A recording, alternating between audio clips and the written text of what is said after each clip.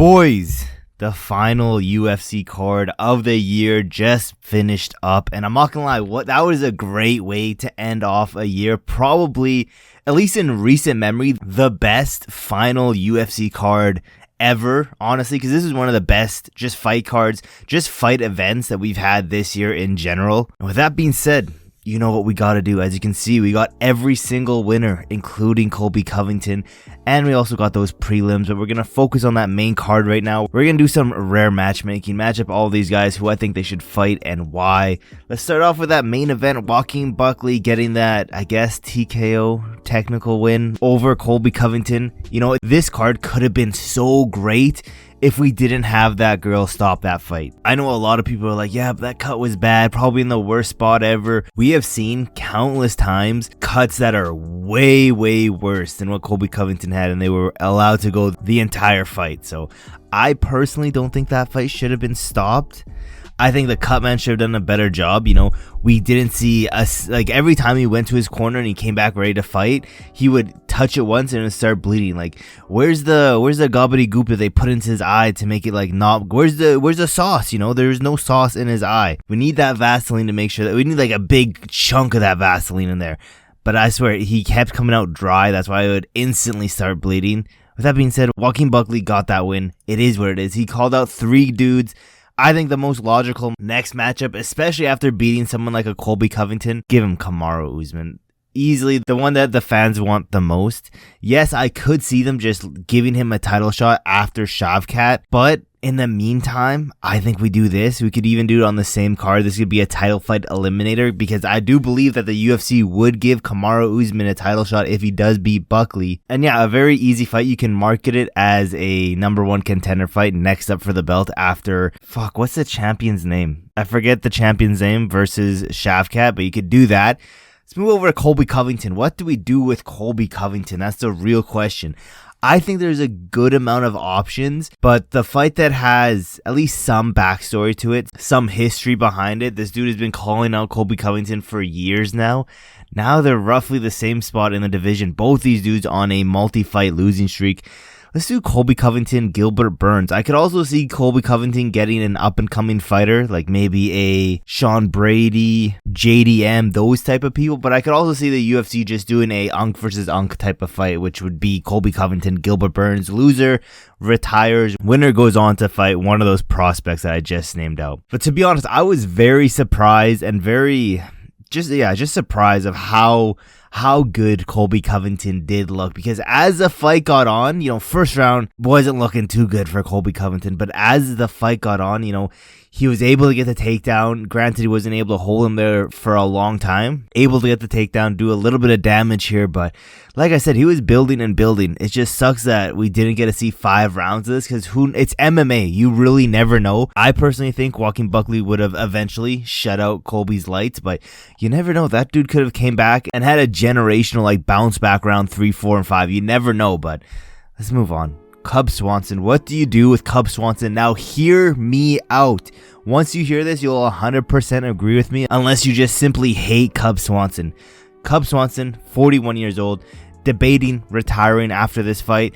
Go look at Cub Swanson's recent like 5 fights. He is a win one, lose one type of fighter, and I've been saying this for my prediction video. I said it doesn't matter what happened, he will win this fight, because that's just how it's written already.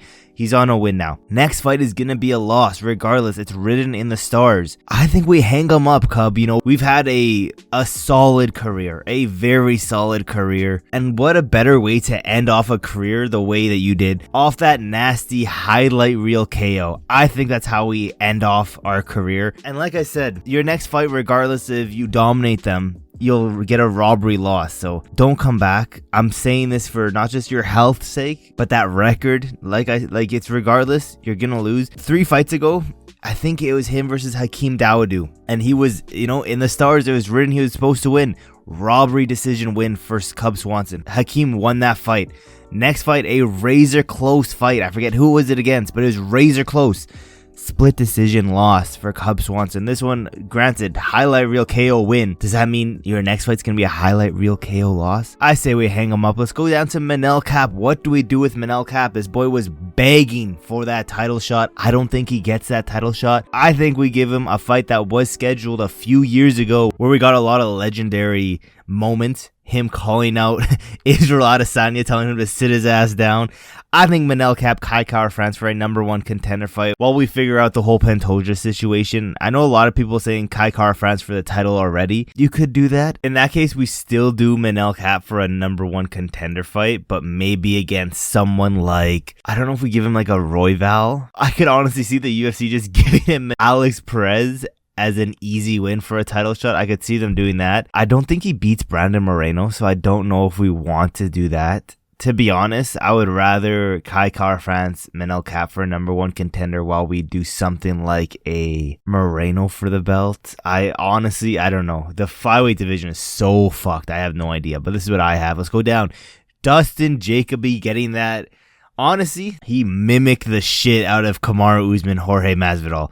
Mimicked it to a T. And I'm not gonna lie, I was so happy when he fraud checked Victor Petrino, because honestly, Petrino was like a modern day, like I would say modern when it was literally this year, but Petrino gave me a recent memory of fucking Bellas de Spain. Just a hype job, overhyped job. First he gets submitted by Anthony Smith, now knocked out by Dustin Jacoby. I'm sorry, my boy Victor Petrino, but whatever that Unk League that they just had, they have all of the Unks that have been let go of the UFC, your ass is getting shipped there.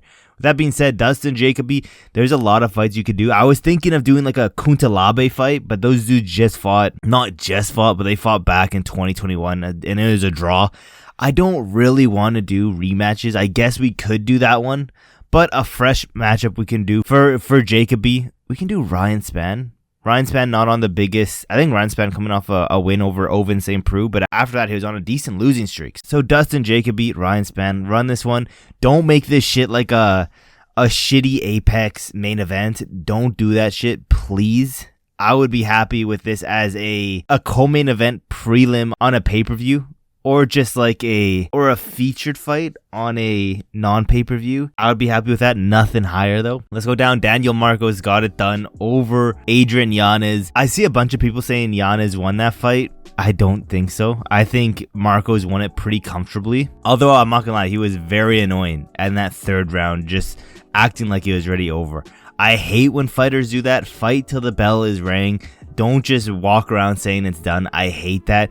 Plus negative fight IQ for Adrian Yanez. He could have done something there. Regardless, very frustrating to watch. I think prospect versus failed prospect, Daniel Marcos, Kyler Phillips. That's a logical next step. And if Kyler Phillips gets it done, he's right back in there. He's still a prospect, but after that fraud check to Rob Font, I think we do these ones next. Next, after this, we can give a winner a top 10 matchup.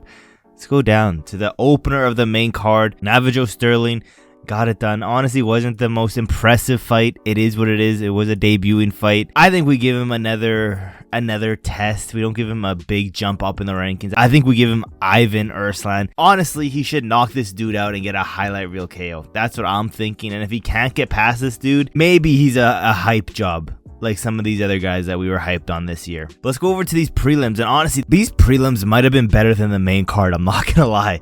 Johnson got it done. I think we'd only give Johnson fights that are gonna be stand-up fun fights, and I don't think we give him prospects necessarily. I think we give him people roughly the same age on the way out, or just like guys that are on a huge knockout loss losing streak, stuff like that. I don't think we give this dude prospects. I think he's only for solid fun fights, and a solid fun fight stand-up war that I think Michael Johnson could get another highlight reel KO. I think we give him a Jamie Malarkey. Malarkey not looking too great as of recently, and Johnson did call out Gaethje. He wants that to get back. I say we give him a few of these fights where he can get some highlight reel KOs, and we can possibly see him rematch Gaethje, but it's a very hard ask, especially because Gaethje's so high up the rankings. With that being said, let's keep moving down. Joel Álvarez got it done. I think we give him another lanky dude in this division, and there's only one real dude who has, I think both these guys have a 100%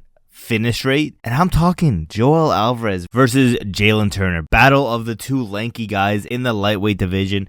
This could honestly be a main event of a non-pay-per-view fight. This is a good-ass fight. I could see this being either, fight of the year contender, knockout of the year contender, stuff like that. This is a very high-level, fun matchup that we could make next. And if they don't make it next, I'm going to be hella disappointed. Let's go down to another weird, lanky dude.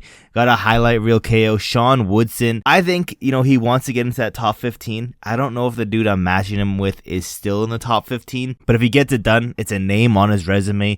And he's guaranteed a top 15 after that. I'm talking about Unka of the division, who's on his way out, but still a high-level name. Edson Barboza. Edson Barboza hasn't looked that great in his last few fights. I think the UFC is going to feed him to someone like a Sean Woodson, so Sean Woodson can get that name on his resume and probably cut Barboza after that. Like I said, he hasn't been looking too great as of recently. I believe not on the biggest win streak, on a decent losing streak.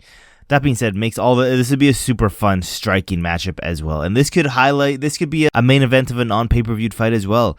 If they really want to do something, this could be a main and co-main. This would be a crazy fight night card if they have both these guys on here. But let's keep moving down.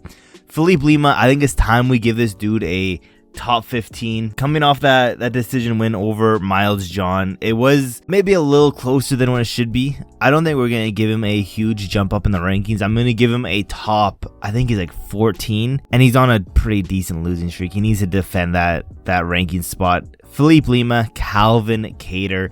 I think this would, again, be a super fun, stylistic matchup, which I think it'd be majority on the feet. And Calvin Kattar, unfortunately, on his way out as well. Calvin Kattar has not looked good in a long time. And yeah, let's run this one next. The last one's on here, Miranda Maverick. Who really cares? She stunk up this fight card. To be honest, she was the worst fight on this card. Miranda Maverick, give her a top 10, 15 level fighter. Caitlin Kukajian. I don't even know if this girl still fights. Run this one next. Davey Grant coming back here, getting that nice decision win. Honestly looked amazing. I think we just give Davey Grant fun fights and we give him a name. This dude deserves a name in this division. I think we give him someone that he could honestly probably knock out. Let's do Davey Grant versus Damon Blackshear. If he gets past Damon Blackshear, we give him a pretty high up opponent and see if we can get close to those rankings. But I think this would be a super fun matchup. Again, like I said, the prelims were honestly, I think they were better than the main card. I'm not gonna lie. I think they were a lot better than the main card. And then let's finish this one. Pereira Rodriguez giving Josephine her first loss in the UFC. Honestly, this was a good fight as well. A lot of people said this wasn't a good fight. This is like a back and forth war in my opinion. This is a really fun fight to start off the card.